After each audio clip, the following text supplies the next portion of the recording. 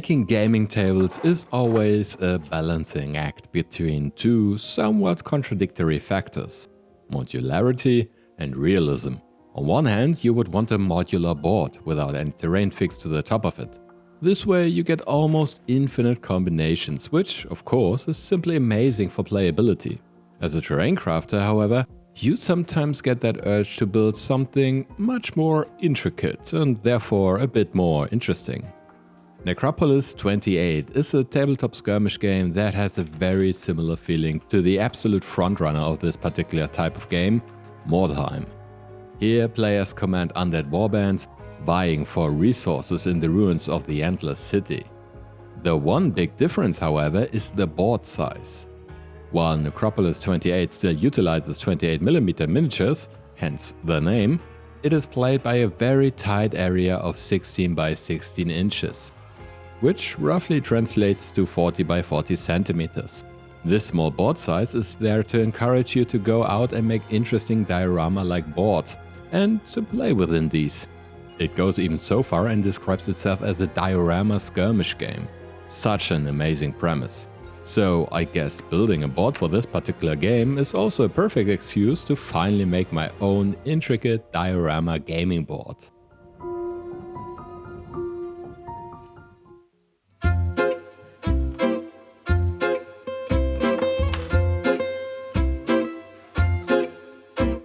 As a first step, I ordered a few pre-cut plywood parts to get the right board size. As soon as I saw the recommended size of the board, I knew I wanted a bit of verticality in this build. So instead of simply getting one appropriate size plywood sheet, I bought two. One with a thickness of 3mm and one with a thickness of 1 cm. I also bought two 10 by 30 by 1 cm and two 10 by 28 by 1 cm sized boards. My idea was to use the thicker 40 by 40 cm board as a base. On that I would add the smaller 1 cm thick boards to get a 30 by 30 by 10 cm big square rectangular cuboid. As a result of that, I would get these areas right here, which would add perfectly as a sewer or catacomb area. The remaining plywood sheet would simply top off this construction. Here I plan to add a small townscape with maybe a tower and a few smaller buildings.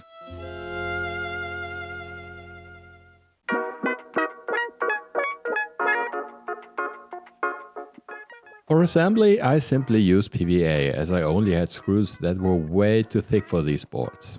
The resulting bond, however, proved to be strong enough, so it doesn't seem to be a huge problem.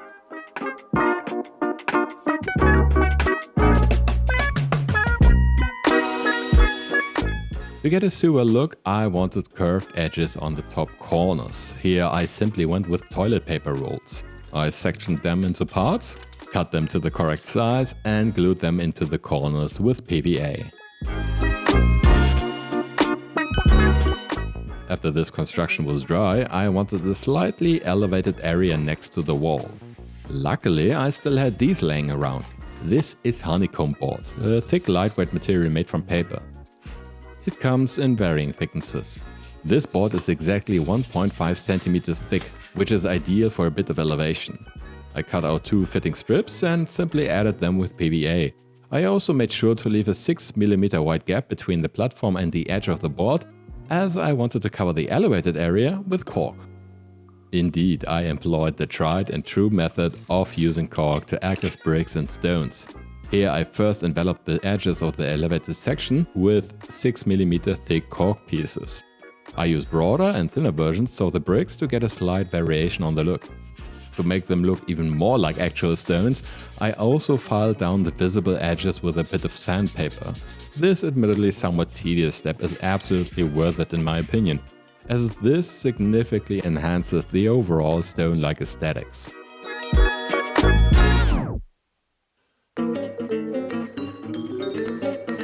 For the sewer bed, I went with a slightly different approach than I initially had planned. My first idea was to realize a pretty normal looking sewer area, including a clear resin section to act as sewage. But the longer I thought about that, the more I wanted to incorporate this idea of a dead city. I also felt inspired by the catacombs of Paris, which is a truly haunting place. So instead of utilizing resin, I decided to add a floor completely filled with bones and skulls. One simple solution of making a bone floor is to use these skull plates from Green Stuff World or similar products. You could also print out this last skull texture I found on Myminifactory. And if you want to be absolutely meticulous, you could take a bunch of these GW skulls and glue them all together separately. But this will put a huge price tag on your project. Naturally, I wanted something that doesn't come with a long printing time or costs a lot. And while looking a bit closer at the texture plates, I noticed that a lot of those skulls are basically simple round objects without eye sockets or even a jaw. So the only thing I needed were small cheap balls. A lot of cheap balls. Thankfully, I almost immediately had a perfect solution for this: styrofoam. Everybody knows this stuff, and especially these annoying little bubbles that can get almost everywhere when you break EPS sheets. But while they can be a nuisance, these small balls have the perfect size to act as fake skulls for my bone sewer bed. So I took a piece of leftover styrofoam and started picking it apart, one ball after another. I know this is certainly not a very time-effective method, but I didn't want to damage these bubbles. After I had a decent amount of individual balls, I coated the designated area with PVA, added a few bits from a Wargames Atlantic skeleton kit, as well as a few GW skulls, and covered the rest of the area with these styrofoam bubbles. And after letting this set for a while, I used watered down PVA to make that bond even stronger.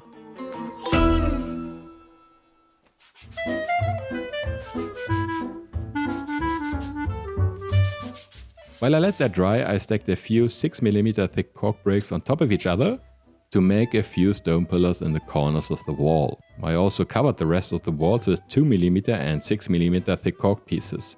Here I tried to add a bit of variety with the differing cork thicknesses and arrangement of these pieces. All in all, this was probably one of the most time-consuming steps of this build. But I have to admit, I really enjoy working with cork. It's a nice change of pace compared to using foam in combination with a hot wire cutter, especially regarding the fumes. With all the bricks in place, I used the wire brush to rough up the cork a bit. This is especially effective on the edges of the 2mm pieces. Here I moved the brush in a rotating fashion, as I wanted to catch every edge of the pieces. After I was done with that step, I mixed the texture paste including tile grout, water, PVA and a bit of black paint. This mixture was then generously applied everywhere. First, the cork. Here I recommend you wipe away the excess after application. This way you still have a bit of the roughed up cork texture shining through. I also applied this mix to the bone sewer bed, as I wanted to blend the styrofoam and plastic bits together. This admittedly covers up some details on the plastic bits, but is in my opinion only beneficial, as this also hides the lack of detail on the styrofoam bubbles. And after all that was dry, I drilled two 3cm wide holes into the upper board. These will connect the upper area to the sewer area on the completed board.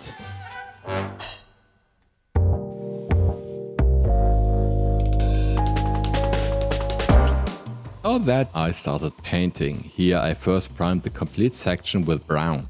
After that, I started to dry brush lighter brown tones onto the bones, while transitioning to olive green, topping that off with a white and olive green mix. After that, I concentrated on the stonework. Here I went in with the airbrush, painting a few individual bricks in red brown, violet, dark blue and a warm orange. And to add a bit more definition, I painted the corners with a dark green ink. At that point I mixed myself a dark violet wash to contrast with the green tones on the skulls. But I still used this on the whole model as I wanted to unify the whole piece a bit. This however necessitated another step of dry brushing where I re-established the bone color with olive green and a sand tone. For the stones I went in with a neutral grey dry brush in general, topping that off with a warmer and lighter grey for the corners and edges. In the end I added a few pigment powders here and there, most prominently green and brown pigments in the corners. and after sealing everything in with isopropyl alcohol, the underground of the Endless City was ready for battle.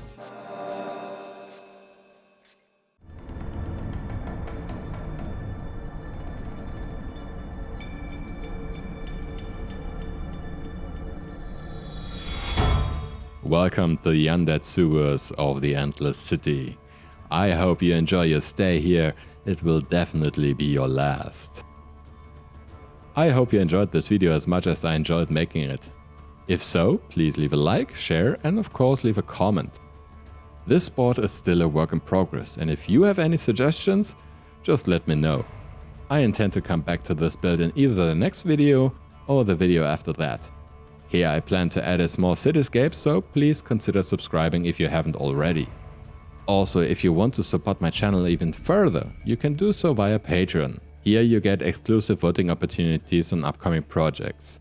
You also get access to previews and behind the scenes material. For only €3 or dollars you can join our little adventuring party over there. Also, if you want to see more of my projects, you can simply check out this video right here. Thank you very much for watching, and I hope to see you in the next one, so until then, farewell fellow adventurers.